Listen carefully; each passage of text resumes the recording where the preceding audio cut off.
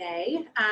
We are the first presenters for the NSHSS Investing in Our Future. So our goal is really to kind of give you sort of a background or a kind of a foundation on why personal finance and understanding it is so important. We're in Atlanta, Georgia. I see everybody's putting where they're from. It's so awesome to see that everybody's from everywhere. We are with an organization called Wealthy Habits. Our organization focuses on financial literacy programs for ages 11 to 19. So we do focus on trying really hard to make everything fun and engaging and very easy to understand. We do love questions, and so we really hope that you guys will use the Q&A or the chat function in order to write any questions down as they come up. And then at the end, we'll do 15 minutes of a Q&A and answering your questions. My name is Tracy Tanner. I am the executive director of the organization, but I've been teaching these for years. My name is Edie. I am the instructor as well as a curriculum developer in Wealthy Habits. So hopefully today you guys will like the curriculum that we have right here. So awesome, cool. Okay, so we're going to do a couple polls throughout the session as well. So just to kind of get to see where everybody is. So we want to kind of start off with, everybody knows what money is, right? And money isn't everything, but it sure does make life a little easier, right? So let's say that you have a little extra money that comes in. So what would you consider doing with that extra money? This isn't money that you've earned. This is money that you've gotten that you didn't expect. Take a minute to think about what you might want to do with that money. You're welcome to type that in the chat, and then we'll make sure that read everybody's answers, and then we'll talk about that from there. Okay.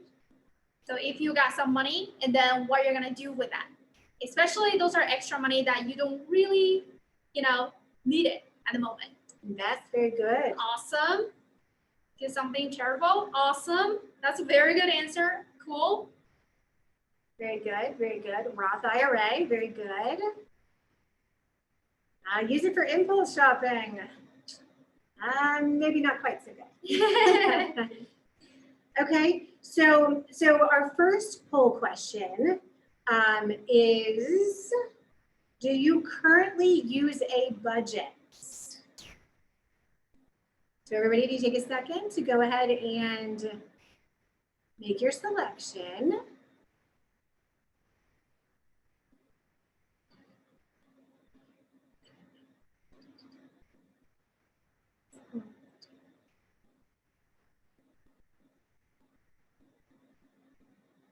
Okay, so as soon as everybody's voted, we'll see what everybody says.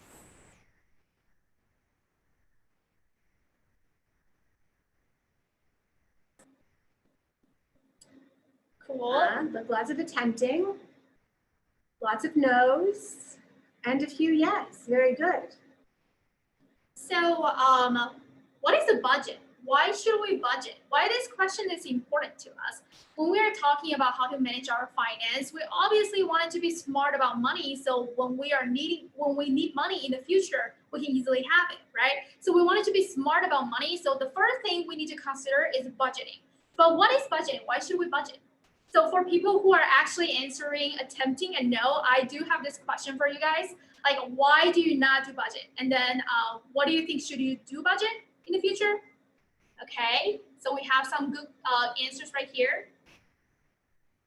If you really miss something else at the moment, you would put money towards that. So yes, and budgeting helps to keep on track of your expenses. So a lot of times we have good intentions of budgeting and we don't actually, there was a lot of those attempting. It's tough, right? Like the idea of a budget is you have a limited amount that you can spend. And so basically you're telling yourself, I can't have this, I can't have that, and I can't have this. However, the thing is that, if you look at it more as a plan than a budget, it allows you to maybe say, do I really need this or do I really need that? and making sure that you prioritize those things that you need to spend it on. Right. So when we talk about budget, it all comes to our needs and our wants. So needs are the basic things that we need to survive, right? We need food, we need water, we need shelters. We probably need some phone right now. I would consider phone probably as a need as well. But wants are something that we don't really need to live on, but it's really nice to have, right? So when it comes to budget, we always wanted to prioritize our needs over wants. Why is that important? Because if you go with wants first, what happened? You don't have money, to pay for your needs, right? So that is the thing that why we wanted to budget. And also budgeting really help us to realize our financial status. Like for example, if this month I am spending a little bit more money, well, I purchased something that I really want, and then now my bank balance says, okay, I don't really have enough for covering my rent next month. So that is a bad position that I have, right? So budgeting helping us to realize where we are and then how to, manage our finance for the future. So that is why we really, budgeting is really, really important for us to realize, okay? And the thing is that, I see a lot of spending a lot on bubble tea and having a shopping addiction. Yes. So, we all like to have stuff, right? But at the same time, it's more, a lot of times when we buy things, it makes us happy. But at the same time, when you know that you're financially comfortable, you can't even imagine how much happier you are because you're financially comfortable. So while, yes, going to the mall and buying the cute new pair of shoes that you're going to wear one time might seem like great at the moment, but when you actually start putting that away into an emergency fund or into an investment account and you watch that grow, that is so much better than that new pair of shoes. And, the bubble tea is, I don't drink it, so I'm guessing it's expensive. But the thing is that, treating yourself once in a while is great and definitely something that you should do, but on a regular basis, maybe not so much. So when we are talking about always save for a rainy day, I do have a question for you guys. So do you guys usually save before you spend, or you spend it first and save what's left? You can type in the chat and then let us know. That would be great. Save what's left, okay. Is that save first, Madison? Spend first, save first, okay. Okay. Wow, see a lot of different answers right here, okay. Lots of good saving first, which is great because most working adults, a lot of times you will hear them say they can't save because there's nothing left, right? The problem is that there's nothing left because they decided that they needed that new pair of shoes, or they needed X, or they needed Y. And so the thing is if you save first and you spend what's left, you always manage to save. And you might have to give up that, that bubble tea or that, one shopping trip, but in the long run, you'll be much, much happier if you save first. So even if you get $10, right? Put $1 away.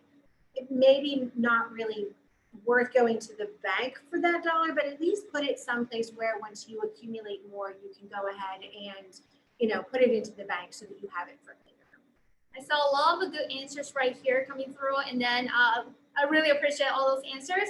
Yes, definitely, I agree with Tracy. What Tracy just said. Then save first. Definitely, it's a little bit easier than you spend first and save what's left, because for a lot of people, we have the desire to purchase, we have the desire to buy things. But we usually use this term "pay yourself first" when it comes to budget, which means before the money even hits our bank account, we have those money put aside. Even it's in your emergency fund, or even it's in your retirement account, or save for college, even save for your car. So we wanted to put this money before it even hits our bank account. So you don't really have the chance to spend it. So that's going to make life much easier. But what happens if you say, hey, I wanted to spend it first and then save what's left? So a lot of times, well, myself is definitely an example. A lot of times I have the intention to save, but at the same time, because I spend too much, sometimes it's out of my budget for this month. So I don't really have the chance to save at the end. So if you have a source of income, I would definitely suggest you to save first and then spend what's left. And always you wanted to remember that you always wanted to spend less than you earn, right? So what happened if you spend more than you earn? Well, you go in debt, right? So, and debt is definitely not a happy topic. And then everybody hates debt, and then debt puts us in a bad situation. We're going to talk about it in a little bit. But one thing that we do wanted to mention is that you always wanted to spend less than you earn, okay? And at the same time, our organization, the program that we have is called Wealthy Habits, because the goal is really to build habits that are positive, right? So financially positive. When you get into the car, I bet that 99.9% of you, the first thing that you do is you put on your seatbelt. And if you don't, you feel kind of weird about it, right? Not because you were born that way, but because you built that habit along the way. So understanding that if you start these habits, even now, even if you're still in high school, even if you don't really have a full-time job yet, even if you start those habits now of, okay, I have a little bit of money, I'm going to put some of it away and then I can spend the rest. So if you start doing that now, you will have a much easier time doing it when you do have, extra money or when you're an adult. Yes, and I do see here, somebody says that you're still in high school and all the money that you earn, you put into saving, which is a great start. When you don't have a lot when you don't have a lot to spend, when you don't, really have something you need to spend on, it's a great way. It's a great start for you to put the money aside and then save for the future. So good job. So right now we talk about, why we have to, why now we talk about budget, but why we have to always save for a rainy day. So now we're going to do some poll questions and then to get you there. So the next question we wanted to ask you guys, if you ever get some money that is unexpected, for example, stimulus check, right? So this is a additional income that you might get, but then, it's just something extra. How you're going to deal with that? So if we can answer this poll question, let's go ahead. So if you got the check, what would you likely do with it? Yep, it's free money, right? What you're going to do with it?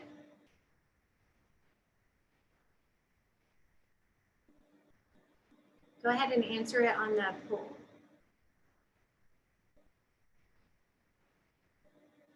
If none of those, applies to you, you can always leave a comment in the chat box about tell us what's your choice.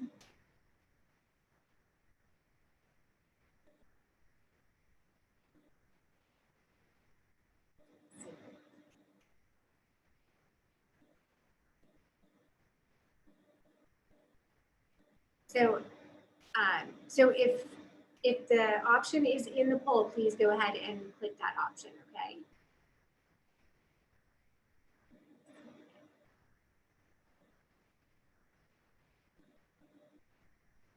Okay, and as soon as we have all those answers, we'll go ahead and put up the end results.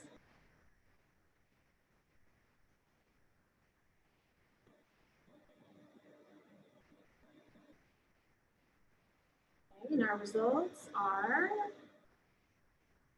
wow. Okay, so Whoa. It looks like the majority of you would save for your future, so college, cars, house, etc.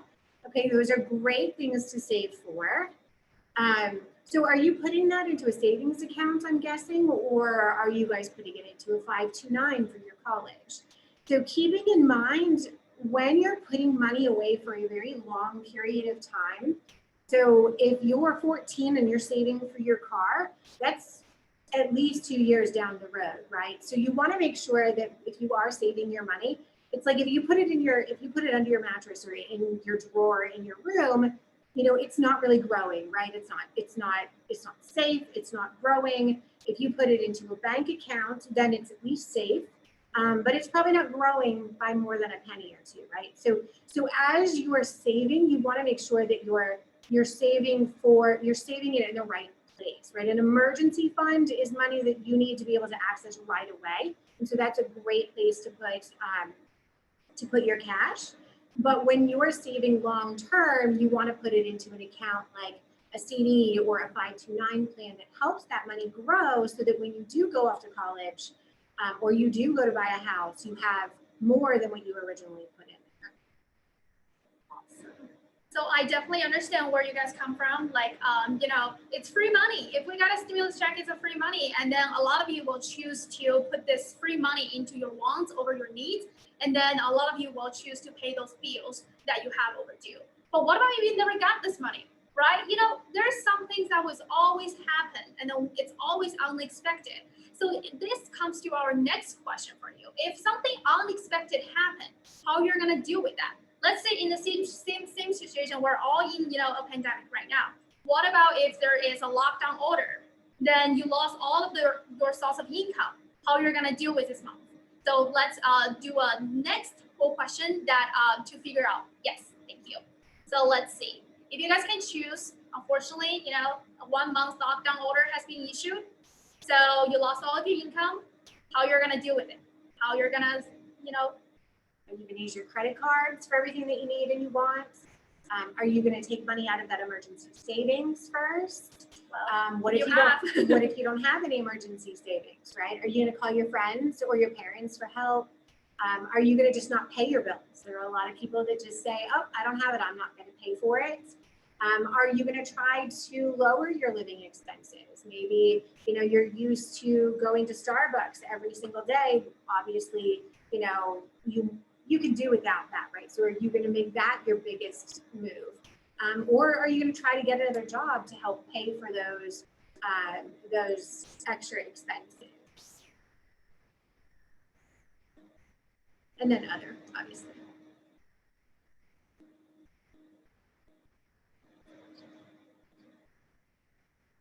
Okay, and then as soon as we have that, we will go ahead and take a look at those answers.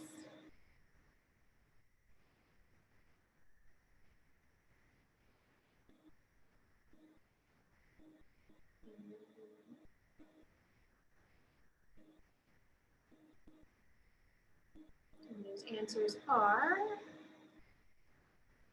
okay, so great, lowering your living expenses.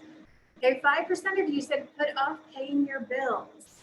So if you don't have the money this month, what makes you think that you're going to have the money the next month or the month after that, right? So yes, while it might be easy to just not pay them, it's one of those things that, it turns into debt, right? Debt is something that you owe.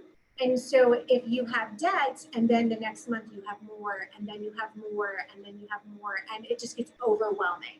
So I'm glad that, only a few of you chose that option, but do really think hard about that because it does really put you in kind of a bad space.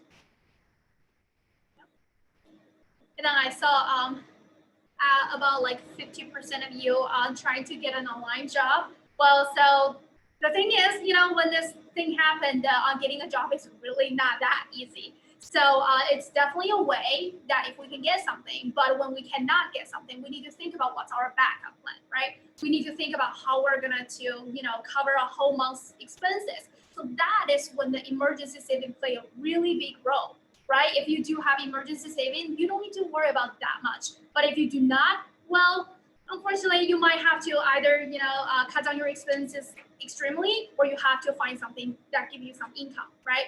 So if you were like to ask like us, how much do you think emergency savings should be? So usually we will suggest people that you save at least 3 to 6 months living expenses if that's possible. So when something like this happened, when the lockdown, maybe there's a lockdown order, we don't know. But when something like this happened, when you don't have the source of income, you wanted to have at least 3 to 6 months living expenses. I know it probably sounds a lot, but it's gonna help you to protect you in a good place. Okay, so cool. So let's go ahead and then awesome. All right, so we see earlier we saw that 3% of people choose using the credit card to cover your expenses. Okay, so here we wanted to let you guys know that credit card is never a source of income. So it's not the things that it comes from your pocket and then you need to pay things with your credit card. A credit card, you need to be really, really responsible for it, and then so it will do your good. But when you are not be super responsible for it, bad things might happen. So in the next session, we are going to talk about what can happen when the credit card is not paying off. Okay, so now let's go to the next session. Okay, So I'm going to follow up on the credit card comment that she made with credit cards not being a source of extra income. A lot of people go down that road, and that's just, it's one of those things where if you don't have the money today, what makes you think that you're going to have the money tomorrow, right? So you definitely want to make sure that you are planning and preparing, and that's where budgeting kind of comes in as well, right? There's a comment in the chat that says, if you're budgeting efficiently, then when you get that extra money, it should be easy, right? So because you don't have to worry about paying overdue bills, and you don't have to worry about using your credit cards, that sort of thing. So you definitely want to make sure that from the get-go, and you don't wait until something bad happens to start planning for your financial future, or even for your, whether it be financial future is next month or next year or 10 years from now. It's always a really, really good idea to make sure that you're always planning for what are you going to do if. cool. So, okay, so the next session, we're going to talk a little bit about debt. So I know a lot of you guys probably do not have a credit card right now because you're still in high school, you're probably early in your college, but it's okay. But when it comes to, when you have a choice, when you can choose to use cash, debit card, or credit card, which one would you prefer to use? So we're gonna send out a poll question, and then if you guys can choose that on the poll, that would be perfect. You're going to use a debit card, a credit card, or cash. Debit card, just so everybody knows, that is, it just looks just like a credit card, but that's money that you take out of your own checking account. So you're not borrowing the money, you're taking money that you already have. A credit card is when you're actually borrowing money from a bank. And everybody knows what cash is. So when you're borrowing money from a bank, though, keep in mind that that money is not always free. When you borrow money or you take money out of your checking account, you don't have to pay, right? Because it's already your money. When you're using a credit card, you have to pay extra. Yeah, credit card is basically a loan, right? And then where you're basically borrowing money from the company or financial institution, and then you say, hey, I wanted to use your money first, and then later I'll pay you back. But we all know that those companies are not going to give your money for free, right? Then how are they going to make money? So when we're borrowing money, there is something we call interest. And then, okay, so let's see. Okay, good. A lot of you opted for debit card. Very good. Cash. So, but I don't want you to have the wrong sense of whether to use a credit card or using a credit card is bad, because you can actually use a credit card to your advantage, right? So a lot of times people either they're no credit cards or they're okay with credit cards. It depends on the user on whether the credit card is a positive thing or a negative. And we got a great question right here. If you already have the money to pay off the credit card, why use the credit card in the first place? That was actually a very good question. So like we said, we all often hear people say credit cards are really great because it helps us to build our credit score. So in the future, we can use this credit score to get a loan, get a mortgage loan, car loan, something like that. And then sometimes you heard people say credit cards are pretty scary because you can rack up your debt and then be in a really bad position. So when it comes to credit card, if you're responsible enough for your credit card, it's actually doing you really well. So when you have the money to pay off the things, you use a credit card, it's actually help you to building up your credit score. So when you have a higher credit score, then when you're getting a loan for something big, like a car, like a house, you might end up paying less interest. So that was a very good question. So, and also at the same time, if you use a credit card, there's lots of positives, but those positives are only positives if you pay it off. Right. So as soon as that bill comes in, you pay it off as soon as that bill comes in, you don't have to pay interest. As long as you keep a zero balance at the end of each statement, there's no interest. So if you do have the cash and you use your credit card, maybe you get extra protection against that item that you purchased. Maybe you get extra reward points on that purchase, right? Definitely. So, and depending on the credit card, you can rack up some pretty good points. But the moment you pay interest, all those points that you think you gained, down the tubes, right? So you definitely only want to use the card if you actually have the money in your bank account to pay it off as soon as it comes in. Right. There's a comment, bigger purchases just in case there's an issue. Yes, most definitely. So it is much easier if your credit card number is stolen. It is so much better than if your debit card number gets stolen, right? Yeah. You can still get the money back, but when your debit card is stolen and somebody pulls money out of your bank account, you might be expecting to pay rent or expecting to pay your car payment, and that might not go through because somebody took money out of your bank account. So it can mess a whole bunch of things up. Whereas when it's a credit card, you just call up the bank, and even if it does stay on your credit card for 24 to 48 hours, it's not your money and you're not relying on it to pay for your rent or your car or food, right? So that is one benefit as well as using your credit card. But again, you pay interest. So good. Yep, credit cards are only very good to you when you are very responsible for it, right? So let's take a look on what will happen if we are, not so responsible for the credit card. So you might heard of this a lot. What is an APR? So first of all, what does APR even stand for? Can somebody guess? Chat room? Does somebody know? Chat box? What does APR stand for when we're applying for a credit card? APR? Anybody? Annual percentage rate. Very good, Miriam. Yes. Yes, very good, Kristen. Yeah, very good. Everybody. So very good. Annual means every year, right? And then the percentage is the percentage on your balance that you currently have, right? Oh, okay. So generally, though, you might hear a credit card has a 24% interest, right? So that's an annual interest. So if it's 24% annually, then how much do you guys think that would be on a monthly basis? Go ahead and put your guesses in the box. If it's 24% every year, how much might it be annual or every month? 2%, yes, very good. So every month you're going to pay 2% on your balance, right? Not 24% every month. 24% would be a lot. 2% is still, it's a fairly decent amount that you don't necessarily want to pay, because sometimes like that can add up.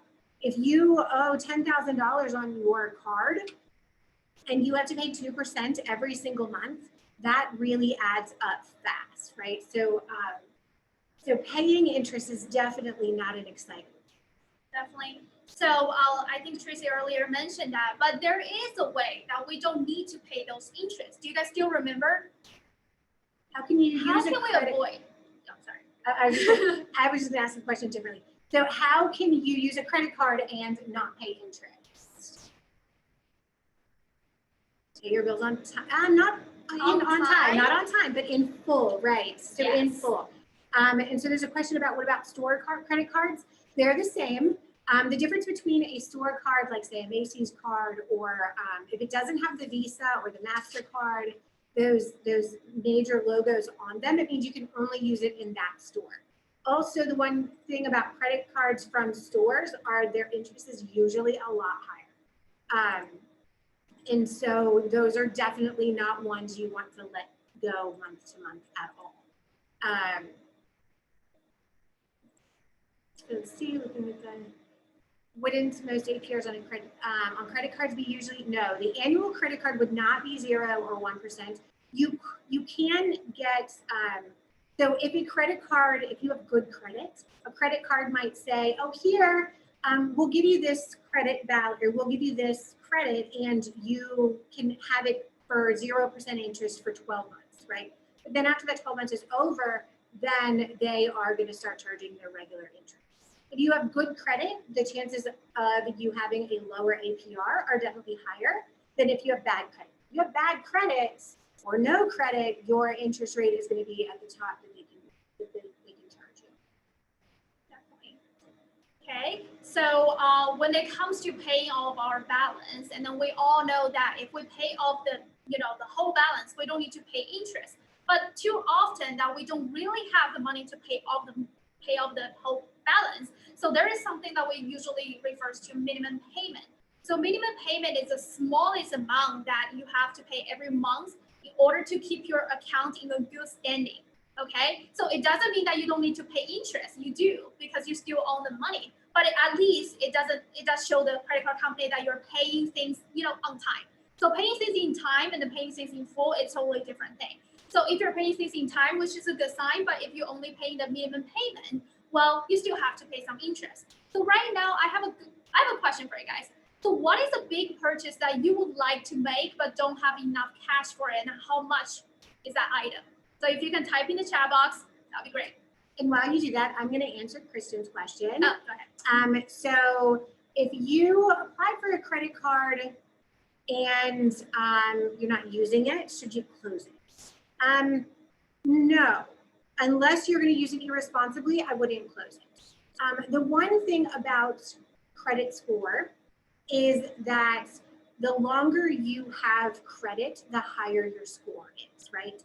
You don't have to actually have used it a lot or have a balance on it, but if you have had it for a long period of time, then it looks like you have been trustworthy longer, right? So don't close it. If you want to help build your credit, if you know that you're going to spend $20 every month on gas, or one thing that you do every month that you know that you have the cash for, go ahead and use it for that and then pay it off every single month. Don't use it when you don't have money. Even though Amy has you talking about all of the things that you wanted to buy. Yeah, sure. So you definitely want to, and you also want to find out why they won't let you do the balance transfer at a lower rate, because that is definitely helpful. But if you do that, make sure that you don't take that card and go charge it some more. Again, credit cards are not an extra source of income. Awesome. So I see a lot of answer right here. Everybody wanted to purchase a car, which is definitely okay. So in order to purchase a car, usually we refer to car loan. So we're going to put that aside for a minute. But I do see some people wanted to buy iPhone 12. Some people wanted to buy a laptop. Those are a very good example I'm going to use right now. So if you wanted to buy an iPhone 12, let's just say iPhone 12, and we all know it's like about $1,000 something, right? And then, but right now you don't really have the money to pay for it, but you really, really want it so badly. So instead, save for money and wait for buying later, you actually use a credit card to purchase it. So let's see, if you use your credit card to purchase it, and then, we're just students, right? We don't make income. So which means even though we use a credit card to purchase it, we cannot pay it back in full at this moment. So here's the thing. If we use a minimum payment, what will happen? Let's see. How much will we end up paying and how long it takes us to pay it off for that just iPhone 12? Let's take a look together. So right now I'm going to open a calculator, and this is a fun calculator. It's actually gonna tell you how long it's going to for you to pay off your debt if you only pay the minimum payment. So if everybody can see my screen right here, for example, if I put $2,000 for my credit balance right here, and then my credit card rate usually is about like 24%, I would say. Yeah, that sounds about like average. And the minimum payment, we only put down 4% for every month. And then let's see how long it's going to take us to pay off the debt. All right, so it's not surprising to me. It takes you 117 months to pay off your debt. That's almost 10 years. That's 10 years for just $2,000 if you only pay the minimum payment. And then the bad thing is the total payment, as you can tell here, you end up paying $3,774, which is almost double what you spent on that iPhone, or $2,000, I would say. Okay, so why is like that? How in the world why we have to like take this long to pay off just $2,000? Well, because interest, right? And then when you are paying, let's take a look at this view report. When you are paying towards your balance, and then you only make a minimum payment, but in fact, this payment, it's not only towards the principal, it's also towards the interest. So when you're paying $80, you're not just paying off $80 out of the $2,000 you spent. You're paying at least, okay, here is $40 for your interest.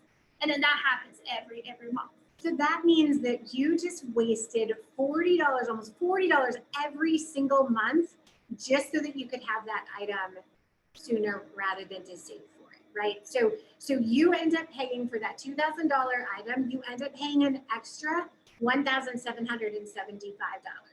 for that item. You could almost buy two. So when you go to use your credit card or when you go to borrow money, keep in mind that sometimes, you know, you don't have to have it right now, right? I was going to answer one of the questions. But go ahead. I am seeing all of your questions, and so we are going to take actually, we're going to do 5 more minutes, and then we're going to do answer your questions for you. An hour goes by fast. Well, yeah, so as you can tell, like every month you pay 4% towards your minimum payment, and then only part of it goes to your principal. So it actually make it longer for us to pay off only $2,000 right here. So this is actually a really interesting website. I'm gonna send this to the chat. So if you ever had like a, you know, you wanted to figure out, okay, if you wanted to buy this item, how long it takes you to pay off the debt if you only pay the minimum, here you go. You can use this website to check it out. So what's it? Oh yeah, right here. That's all payments. Oh, okay. So there's a question. Is it interest on top of interest? So interest on top of interest is what we call compound interest. And in this scenario, it is not interest on interest because the credit card company has you pay at least the interest. If you didn't pay it at all, then yes, you are paying interest on that interest, but you're also paying interest on the late fee that they just charged you because you didn't pay it. So, so compound interest is an amazing thing, but it's only amazing if you're actually receiving it, right? Yep. So go ahead. Well, so which is the next thing we're going to talk about, how to build your long-term wealth with the compound interest, okay? So, yeah, okay, we'll make it faster. So how does the interest work in your favor? So right now we learn about, you know, interest is such a thing, you know, if we're not careful, we could have ended up in trouble right here. But there is some good things for us. If we use the interest correctly, we'll do our good. So let's now talk about how can the interest work in your favor. So first of all, I want you guys to think about what is the recent worst purchase you have made. Just think about it. Did you buy something recently that, you know, maybe a shoes that didn't fit you? Maybe, you know, or a game that you ended up not liking? Yeah. Or did you go out and spend way too much at dinner with friends? Sometimes that can add up to, you know, $50 or $100. Cool. And I believe Christmas gifts that were stupid. Yeah. So I believe now you guys have some idea in your mind. There's something that you think you spend the money on, but doesn't really have the use. Now I want you guys to think in a bigger scale. So for a whole year, how much money did you spend on those things that you don't really use or need or doesn't really, you know, do anything to you? Maybe buy a pair of shoes that didn't work. How much money in total you have spent per year? So now we're gonna have this whole question for you. Everybody can answer. How much money you think you have, you know, spent on things that you don't really need or want?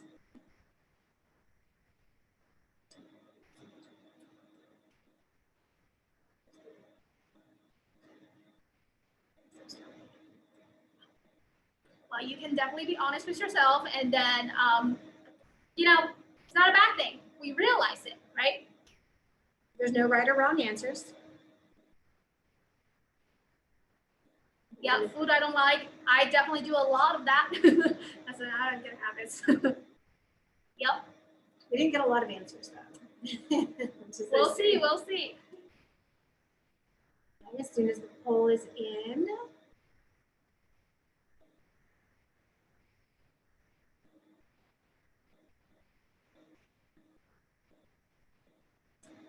Okay, good job, everybody. So we can see here, majority of you, almost half of you choose like 100 to 500. Definitely, that is very reasonable because you guys are still students. you don't really spend a lot of money. But wasting about 100 to 500 is still pretty big. And then some of you, well, there's a 5% of you choose above $2,000. Well, that thing we might need to, be careful on that, okay? So $2,000, if we say, okay, let's do something in the middle. If we say $1,000, that you spend on those things that you don't really need, like a lot of example, food you don't like, clothes that didn't fit. If we're saying, hey, this is $1,000, I don't really use for something else, but what about I just save it and then invest it? Let's see what will happen. So if you have $1,000 right here, I need to stop sharing so you guys can see my board. So also keep in mind that $1,200 a year is only $100 a month. Okay, so if you feel like you spend $100 a month in, maybe not so needed places, that amount is not that unrealistic. Cool. So now we're going to see how the interest is going to work in our favor. So usually we use the thing of the rule of 72 to explain how the compound interest will work for us. And this you can easily Google the rule of 72, and they have lots of calculators too. So it's kind of fun to play with to see, okay, well, I'm going to put this much money away. What am I going to have? So rule of 72 is very simple. It tells us how long it takes our money to double, right? It's simple. It's very simple. So what you will do is use the 72 to divide it by the rate of return, annual rate of return. So we're going to use an example of 7.2% interest. Okay? Just because it's easier to Because it's easy and because it's not unrealistic, right? So if you put your money into a mutual fund or an ETF that was doing pretty well, maybe it's tech stocks, that sort of thing, and you put it there and you just leave it alone, there's a good chance that on an average it will yield about 7.2%. A lot less than that credit card at 24%, I can assure. Definitely. So we use 72 to divide by 7.2. Can somebody tell me how much that is? In the chat box, 72 divided by 7.2. Well, I'm bad at math, so I need some help. 10, very good. There you go. So it tells us it needs 10 years for our money to double, okay? Seems like a long time when you're 16, 17, 18 years old, but really it does go by pretty quickly. So now let's take a look. So imagine, let's say if you guys are 15-year-old, let's say 15-year-old. So at the age of 15, you have decided, well, in order to spend this $1,000 on the things I don't really need or want, I decided to invest in something. Let's see what will happen. Under rule of 72, we already know that it takes 10 years for our money to double. So at the age of 25, how much money do I have now? Anybody want to go ahead? You started with 1,000. If it doubles every 10 years, how much do you have now? Come on, somebody, there you 2,000, go. very good, Caitlin. You have 2,000. Well, 25, you're still pretty young. You're definitely not there to retire yet. So But at the age of 35. But do keep in mind that the things that you would have bought when you were 15 mean absolutely nothing to you when you're 25. Definitely. So let's see. Wait another 10 years. 35. How much money do you have now? 4,000. Yes. Yes, very good. Let's just keep it going. 45. 8,000. All right. And then that's not enough yet. 55. 16,000. And 65? finally, 65, when you decide that it is time to retire, you are going to have how much? $32,000, right? Well, usually I have them go one more period because, by the time when we retire, it's probably not 65 anymore. So we probably have to wait until age of 75. Let's do one more year. So one more year, how much are you going to have at 75? $64,000. Well, awesome. So during all of those years from 15 to 75, what did you do? You did absolutely nothing. You left it alone. Yep. You basically, at the age of 15, you put down $1,000 and leave it there. You probably already forgot. And then those $1,000, you could have used to buy some shoes, clothing, food, whatever you want. But instead, this year, you made some choice. You wanted to put right here. So at age of 75, boom, all of a sudden, you have $64,000 in your bank account. Does that sound good to you? That's a lot of old people cruises that you get to go on because you saved money. You saved $1,000 when you were 15. So getting into those habits, we wrap it up so we can answer some questions, but getting into those habits early, you can see how, imagine if you did that every single year, right? Or imagine if you put away a little bit more. But the sooner you get going, the sooner you actually get that number, right? Because if you wait until you're 25, it means that when you're 75, you're half of that instead of that whole number. Yes. start early. Yay, old people And cruises. often- Tell Ray, old people. Right, and then so you always wanted to remember, if this is a good thing, why you have to stop at age of 15? You can still invest at the age of 60. You have another $1,000 to invest, which means at the age of 76, you have another 64,000. If you're starting to deposit $1,000 as early as possible for every year, which means you will have much bigger gain in the future, right? So that's what we always talk about. You want to invest often, and early. Like Tracy said, if you're recently one W period, which means you potentially lose half of your money. So, well, you guys are still young, so you definitely have the chance to start early. But for people like me, I already lost one W period right there. So I'm regretful. So I wanted to tell you guys that you have to seize your opportunity when you are still young. Okay. So awesome. So there's a question, where do you invest for to go like you showed? So remember we used 7.2% interest, you raised it, but we used 7.2% interest. So a lot of, and remember it's not a guarantee, right? Anytime you, thank you, anytime you put money into an investment, there's always risk, right? Definitely. We're kind of going by this is what the average is. There are lots of things when you start getting into investing, you follow the S&P 500, things like that. We do have a lot of programs where we talk more about investing. We hope that you guys will consider joining us. We have lots of them on credit cards. We have lots of them on getting a job. They're 2-hour sessions. We have them now. He is our wonderful teacher. Our website is, I'm just going to put it in the chat. It's www.wealthyhabits.org. And then we are going to stay long enough to answer all the questions that you guys have. Thank you so much. You guys were so great. I'm so glad that you guys were adding in your comments. It was so helpful, and so glad that we were helpful to you as well. So we're going to go to the Q&A, and hopefully Grace doesn't. Go ahead. Oh, before we go to the Q&A, just wanted to mention that here we do have a review game. You can definitely participate later. So this is a fun game that you can actually wrap up what you learned today.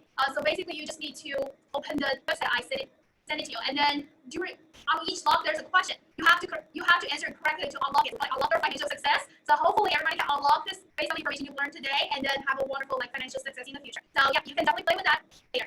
Okay, so back to the Q&A. Sure. We do have a lot of So we have questions. 11 questions, and we're going to try to answer them thoroughly and quickly. Regarding saving for college or saving for other amenities, cars, houses, how should you put away a little bit to eventually pay for these things? Again, it's habits, right? So like, even if you're only starting with $1 here and $1 there and just kind of putting it away, you do start to notice that it does start to add up. And once it starts to add up, you get more excited about putting more money away.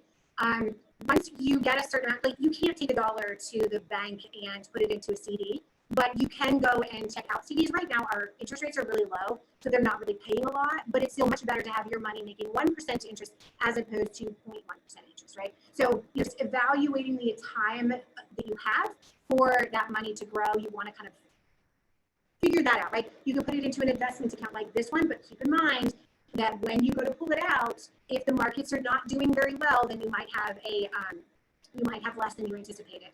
So it really just depends on what works for you. But just getting started with a little bit is great. What do you do if you do not have enough to save for yourself first? Like if you are a new job or struggling. One of the biggest things is really just making sure that you're living within your means. We all want lots of stuff, right? Stuff's great. But the thing is that while you're trying to get your feet on the ground and while you're trying really hard to kind of like figure out adulthood, it is so important to not worry about what your friends have or what your neighbors have, and just really focus on doing the right thing and putting away as much as you can and just saving. Getting a job is tough out there, and saving money is tougher. So we're all kind of going through it, but you just need to kind of really realize what is important, and putting your solid footing is really what's important. So the next question is, what are the different types of accounts? What are they for, and which should you prioritize? I'm not exactly sure what type of accounts to join them with. That is our question. So I don't know if you're talking about bank accounts. I don't know if you are talking to, I'm not quite sure what type of accounts you're talking about. So if you want to go ahead and put that in the chat, we can come back to that one. What is a good percentage to save of your checks? As much as you can. As much as you can. Yeah, most people will say a minimum of 10%, but if you can do 25, do 25. If you can do 30, do 30. As much as you can, because it is always easier to reduce that amount than it is to increase that amount. Right. So as much as you can. And then don't forget, like when you are saving, do not just only put into the emergency saving. You also wanted to consider your retirement account, investing account, those different types of accounts. Okay, so saving can be like in multiple ways, not just like one product. Okay. So, so we got an answer on the types of accounts. So it's bank accounts that she was asking about. So different types of bank accounts. There is basically just a checking account and a savings account. But do keep in mind that a lot of different banks have different offers. Right? You guys are all students for the most part, and so do not open a bank account unless you go in and ask them if they have a free student account. Almost every bank will give you a free account. If you're paying to store your money, you need to find another option. There are so many ways of getting free checking accounts. There's also a money market account. That one, though, is like a checking account, but it requires you to have more money in there or they start charging you more. Okay, so the next one, would you recommend the 50-30-20 rule? Again, it's one of those things where it really is just kind of up to you, right? So, so however much you feel is necessary to spend on, your living expenses versus your saving, that sort of thing. A checking account does not help you build credit. Credit cards do. A checking account, a bank, it helps you develop a relationship with the bank, but outside of that, it does not help with the credit. How do you pay a credit card bill?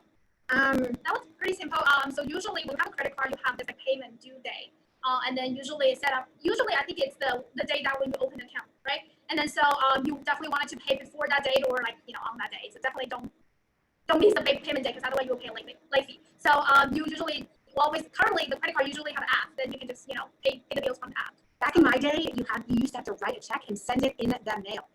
However, today you can have your bank automatically pay it. You can pay it on their apps. It's so much easier to do it now. And then usually link your credit card account to your debit card account. So in that way, you can set up auto payment, which means if you accidentally forgot, and then it will auto pay it, so you don't need to worry about it. And then so that is a good way. Okay, so defining a credit score, should we invest in a credit or debit card? Does a debit card affect a credit score? So a debit card does not affect a credit score just because all it is a means of using your money. Let's see. I personally think that everybody should have a credit card, but only if they are responsible with it. If you're irresponsible with it, then no. If you're not going to pay the balance every single month in full on time, don't get one. Wait until you're ready to do that. And then, so a credit score is basically, how you get grades in school, like whether you have an A or a B or whether you have a 98%. That is kind of what a credit score is, right? So like your next year's teachers, they look at your past grades and they're like, oh, good student, or this student not so responsible. So that's kind of what a credit score is. Right now, the credit score ranges from 250 to 850. So, 350. It's been a while since, I've had to look at that. So a good credit score is generally about 7 to 750. The higher, the better. Yep. Rarely do too many people get too much higher than 800. But in order to buy like a house or get a car at like a 0% interest rate or a really low interest rate, you got to have in the 7 to 750. So what things should I buy with a credit card? Like, should rent be paid with a credit card or a debit card? So here's the thing. If you're going to pay it off in full, you can pay whatever you want with a credit card, right? So go ahead. Oh, so sorry, just because I'm renting an apartment right now, so there's definitely one thing that I wanted to mention. If you use your credit card to pay your rent, you will be charged additional fees. So usually the best way to do it is link with your checking account. So then you don't need to pay additional fees. So sometimes when you're using your credit card to pay the rent, the apartment will charge you additional fees for that. So yeah, I would not always recommend check that. Yeah, always check that. So, and the reason why they do that is because they are charged. So retailers, every time you use the credit card, they are charged a certain percentage as well. So, so that's kind of how credit cards make a good deal with their money. Does the rule of 72 change depending on the interest rate offered? Yes, of course it does. Yep. So that means if you're getting a 10% instead of 7.2, you're getting more interest. So that means it only takes 7.2 years for it to double. Right. So the better the interest rate, the faster this will grow. But don't forget the risk. The risk. Yep. The higher the interest is, the higher risk it might be. So you always want to be careful on that part too. Right. And so which account would this be on as far as the rule of 72 to 7.2? It really just depends on what the market's doing right then, right? It's one of those things, risk reward, and it is definitely a whole other series on investing. So the best way to save for college is a 529 plan. That allows you to put money away, and so when it does grow, so say that money grows and it doubles over the time that you put it in there to the time that you use it, you don't have to pay tax on any of that growth. So that means basically you pay tax on the first, say, 5,000, but if it grows to 10,000 and that's what you're using for school, then you don't have to pay tax on the second 5,000. And one thing about college is you always wanted to look for, those federal scholarship and then those like different types of scholarship that will help you tremendously. So definitely don't forget that. Okay. So so in the rule of 72, I just have to put $1,000 in, leave it, and it'll double. Not exactly. So obviously, free money doesn't just happen, because if it did, we would all be really wealthy, right? So it is definitely knowing what you're doing is also definitely being being willing to put that $1,000 away and taking that risk of what might possibly happen in the stock market. If you guys are, ever watching the stock market, like you see where, oh my gosh, when the pandemic happened, the stock market just tanked, like it did so poorly. And then, a lot of times new presidents, sometimes it tanks. We never really know what's going to happen. If we knew what the investment, what the market was going to do, Amy and I would be sitting on a beach somewhere, Just wait for that hanging out, because, you just never really know what's going to happen. Going briefly over a Roth IRA, it's an individual retirement account. And so basically that is money that you put away that you aren't supposed to touch until you go to retire, right? Until you're in your 60s. So because you do that, so a Roth is basically where you already pay tax on that money and you put it into this account. So I have an extra $1,000 and I put it into this account and it grows over time, right? And so say it's now $10,000. Well, if it's not in a Roth IRA, you have to pay tax on that money as you're pulling it out to the government. If you put it into a Roth IRA, then you've already paid tax on the money that goes in, so you don't have to pay tax on the money that comes out. But if you do need it before you are retired, then you have to pay penalty and tax on it. So it is one of those things where if you are putting money into your retirement account, you have to know you can't take it back without penalty until you retire. Okay? What would you suggest investing in and how could you start? One, it's just getting started and investing in things that you're interested in. Right, and then everybody has a different risk tolerance level, right? Like some people are maybe more aggressive and then still they think about stocks. Some people are more conservative, they think about bonds. So it all comes to personal choice, but one thing that we do wanted to say is like definitely start early, like especially in those retirement account or like saving for the future. So those kind of good products for you to start investing in. But if you're interested in the stock market, then you might need to do your own research. Remember, do your own research, okay? So awesome. Okay, cool. So next question, invest in what? It's one of those things we really can't tell you that because we are not financial advisors. The only thing we can do is show you how to kind of look at what's out there as far as stocks to purchase and how to evaluate them on your own. Again, that's a whole nother class. We have that. We just don't have the time right now. Can a person borrow money for college and again before paying? Can he or she borrow? You can borrow money from for college. Usually, when you're borrowing money for college, it's a little cheaper than if you were to say put it on a credit card, right? Yeah. But the more loans you have to take out, the higher that gets. And it's just one of those things, looking at what's out there and what's available. Saving habits for 17-year-old, start. Save often. Yeah, start. Yep, and save as much as you can. I don't think I've heard of the app Stash to start investing in stocks. So it's one of those things that there are lots of apps out there. You just want to make sure that you're looking at how much are they charging you. You want to look at, because there's a lot of ways to start investing. Like Amy just opened up a TD Ameritrade account. We're not promoting TD because a lot of those self-brokerage accounts are free. Now, you can even buy stocks without being charged to buy those. So when you're looking at those apps, a lot of times those apps are great for people who like they want to do the roundup. Like, okay, you spent $10.82. So then, they round it up to 11, right? And then they put that extra. A lot of times though, keep in mind, a lot of those don't like to do things unless they're getting money for it. That's the whole purpose of a business, right? Is to make money. Yeah. So, when you're doing something like TD Ameritrade, or Schwab or Merrill Lynch, all of those so many things. Robinhood. There's so many. So just double check and see how much they charge. Try not to pay anything. If you could get something for free, get something for free, like a student checking account. Doesn't having savings or on student savings accounts disqualify students for financial aid in college? Yes. So sometimes that can play a part in how much you get for college. But it really just depends. I know you hate it when people say that. They do expect you and your family to pay a certain amount towards college. And that is something you definitely want to check with your financial aid office about. because I can't really, like, depending on your situation, depending on how many kids in your household are in college, like a whole lot goes into that decision. Is it okay if you don't use a credit card often? Well, definitely, I would say yes. It's definitely okay. As long as you don't have a balance right here, right? If you have a balance, you want to pay it off. But then if you can leave it right there, don't forget there's something called annual fee in your credit card. So when you have an annual fee, you need to pay it annually. But otherwise, you can leave your credit card there just fine. I think you don't need to absolutely use it. Sometimes we open the credit card just for like, for a certain use, and then after you've done that, you paid it off, and then you can just leave it there. So that's actually good. So Okay. cool. So difference between credit card and debit card, we did kind of talk about that. Like debit card is your money that you're pulling from your bank account, and a credit card is money that you're borrowing from a bank. Yeah. Is interest bad? Yes, if you're paying it, interest is bad. But if somebody's borrowing your money, interest is good. Right. If you're getting interest, interest is great. However, when you buy a car, when you buy a house, you're going to pay interest at some point. You just want to make sure that you're not paying more than you should be paying, right? 24% interest a year is ridiculous. On a house, if you've got good credit, you're looking at paying 3% a year, right? So that's really cheap. But houses are more expensive. Advice when someone who spends too much. It depends. Are you spending cash? Are you spending it on a credit card? You need to figure out how to limit yourself to the available cash that you have, right?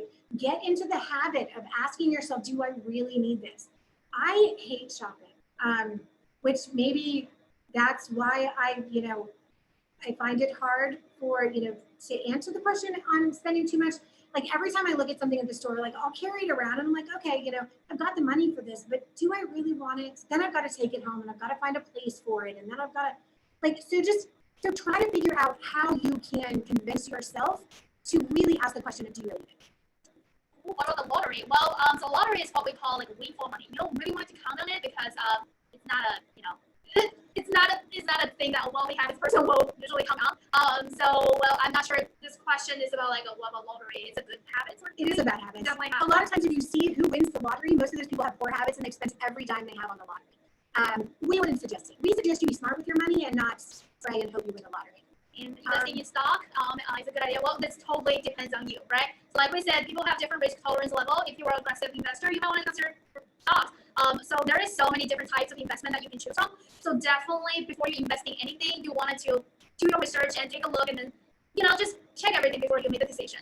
And make sure you have the extra money so that if you lose it all, you can still pay your rent and you can still eat. A 529 plan is an investment account that you put money for college into. So it's basically a savings account for your college where, again, if it grows, you don't have to pay tax on that growth. Beginner in learning money, what good advice? Take lots of classes.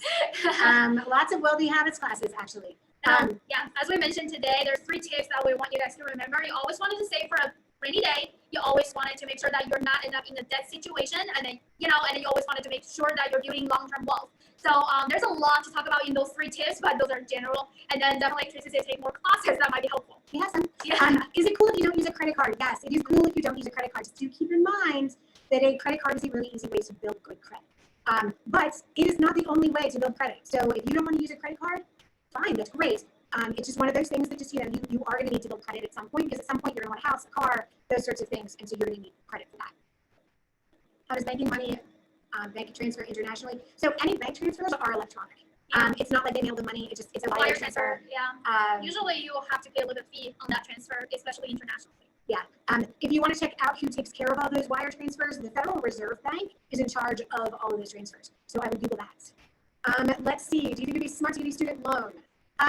I think that it is a good idea to get a student loan, even if you have the money to pay for it. So the thing is that some student loans are interest-free while you're in school.